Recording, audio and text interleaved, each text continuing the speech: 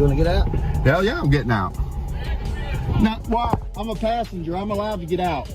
Yeah. I'm allowed to get out. I'm a passenger. I'm a passenger. You pulled over the driver. Yeah, absolutely. Hell yeah, we had seatbelts on. No, it's CPL. Can I see it? Open carry. Do I have to show you? Yes, you do. In the state of Michigan. Show me your CPL. He doesn't right have now. to show you a CPL for open carry. You're not. You can't open carry inside a vehicle. I got it in my. I do have one. Okay, then in show my it to wallet. me. Can you give me a freaking minute, man? Grab the CPL right now. I'm slow. All right. He wants my CPL because I've got the sidearm on in the car. Retaliatory stop all day long. That was Billy Butthurt just to get my name, cops right? playing, Just to get my name. You should know who I am anyway. Yeah, just to get a name. What little I know, piggies are? right? That is so butthurt, man. Oh, I'm really worried about it. They're all so proud of themselves. Look at him. Goodness gracious, guys. Take your damn hand off my door. For what? What'd you pull him over for? And? What law did I break? What law did I break? What law did I break? Now you have to articulate. This traffic stop begins as a routine drive but quickly turns into a textbook example of retaliation and escalation. Officers target known First Amendment activists not for criminal behavior, but because of their presence and perceived attitude. The confusion starts immediately, with repeated questions about why they are being pulled over going unanswered. Multiple units arrive, tension rises, and the situation transforms from lawful enforcement into a power struggle. Ego overrides law, and awareness of constitutional rights becomes the activist's strongest tool. This sets the stage for an encounter defined by intimidation rather than accountability. Traffic violation he committed, sir. You have to articulate it. You have to articulate it. He's got it. He's got it. And they done showed it to him. Yeah, it does. Yeah, it does. You have to articulate what traffic infraction he committed, sir. What crime did I commit? You have to articulate what traffic infraction he committed. You can't just pull someone over because you want to and not articulate what. Wow. Hold on, man. Wow, what idiots. Chill out. They want to hurt us. They want to put us down on the ground. Yeah, they do. What would I go to jail for? The reason why, There's no identifier law. sir, No, there's not. the reason why there's a stop is because he was open carry. Okay, so when he gets inside of a vehicle, he's now got a gun on him, correct? So we need to check to make sure that he has proper paperwork, which is the CPL or whatever. Are you driving the vehicle? Yes. Okay, driving is a privilege, correct? No. When you sign, That's okay, you know the law so much. When you sign the paperwork at the bottom of your driver's license, when you get your driver's license, does it or does it not state that any time a police officer asks for your identification, you are to provide that to them? It does. Only if you Please can articulate give us your the driver's driving license, infraction. please. You have to articulate what traffic crime he committed. Sir, right now this is an investigative stop on a weapon in a vehicle. So he's driving the You vehicle. investigated the person with the weapon. Okay. Almost immediately, the passenger asserts a basic legal right: the ability to exit the vehicle when not under threat or criminal suspicion. Officers attempt to detain him despite Supreme Court precedent clearly limiting detention to drivers or occupants under specific safety concerns. This interaction highlights a common issue. Law enforcement sometimes treats passengers as automatically subservient, even without cause. Knowledge of rights becomes crucial. By calmly asserting his status as a passenger, the individual forces officers to confront the legal reality that their orders are overreaching. This distinction underscores the importance of understanding constitutional protections during traffic stops. Just let them, Thank you. do it, though. They're all butthurt. Thank you, sir. I think some pansy. Bunch of pansy kids. We need to check into this to see if it is legit or not because we don't know what it is. Stop. Mansplaining to somebody else. I knew it meant Go mansplain to somebody else. Sir, can I please see your ID too? No. You're not wearing. I didn't commit a crime. I'm a You're passenger. not wearing your seatbelt. I was. I just pulled up when you pulled off. It's on video. It's on video right Dash here. cam, buddy. What the hell? Don't even go there. Try that.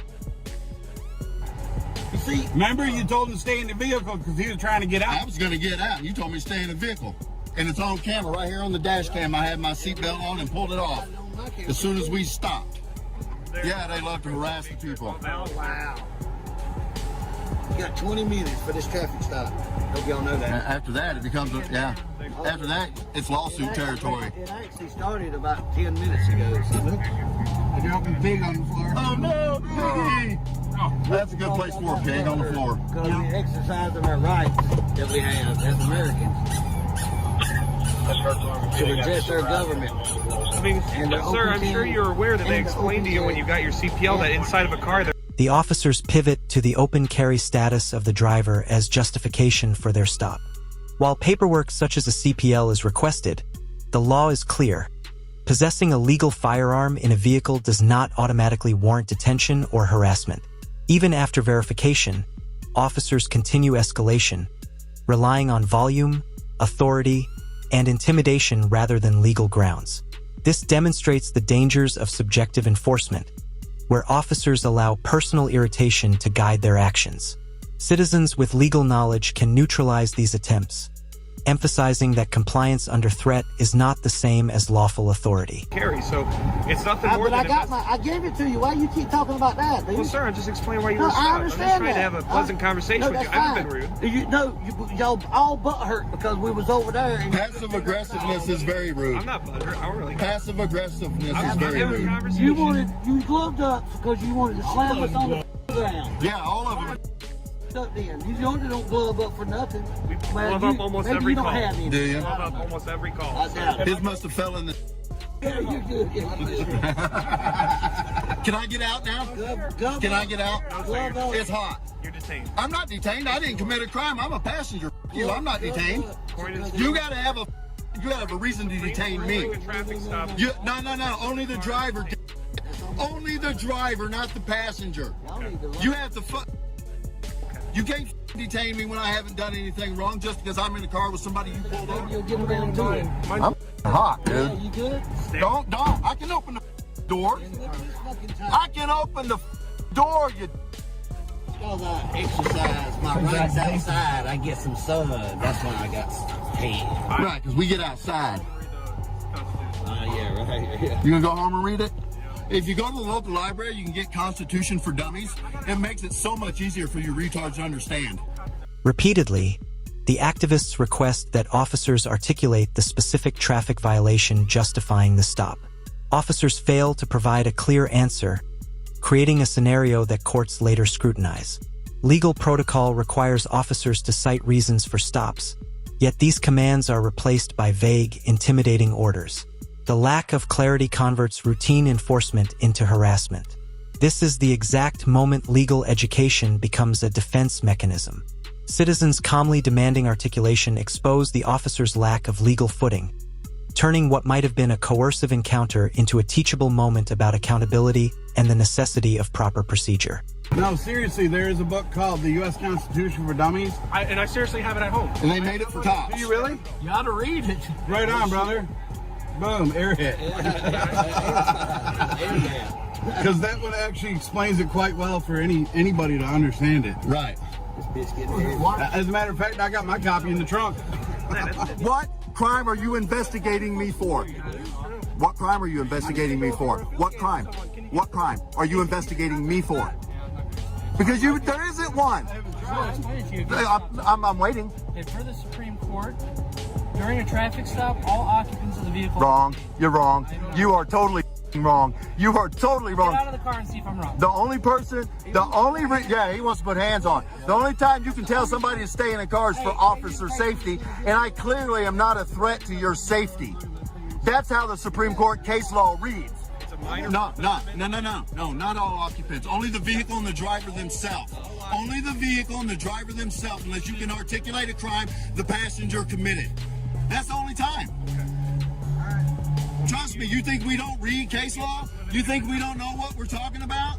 It all come out in the wash in a lawsuit. I promise you. I promise. More breeze than we are. We just driving down the road.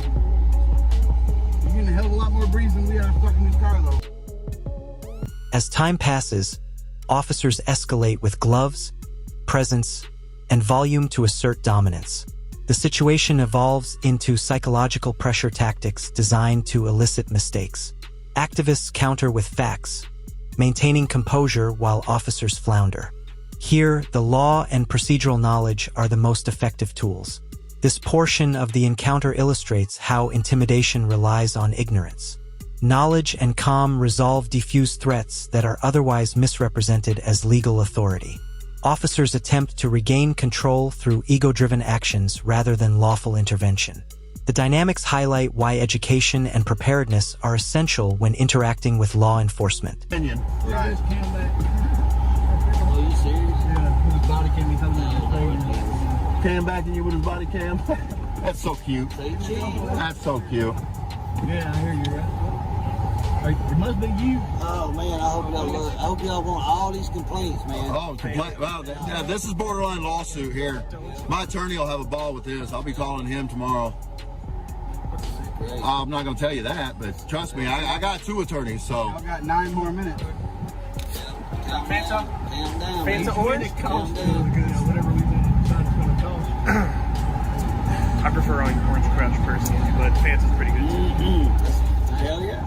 Some Slim Jims, some chips. Man, I'm ready. I'm ready for a day of it.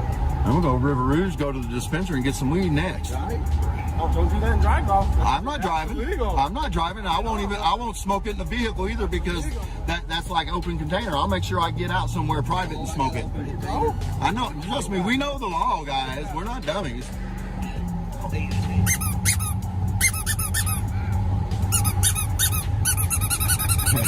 All I hear from when you're talking. I thought we were cool. I guess not.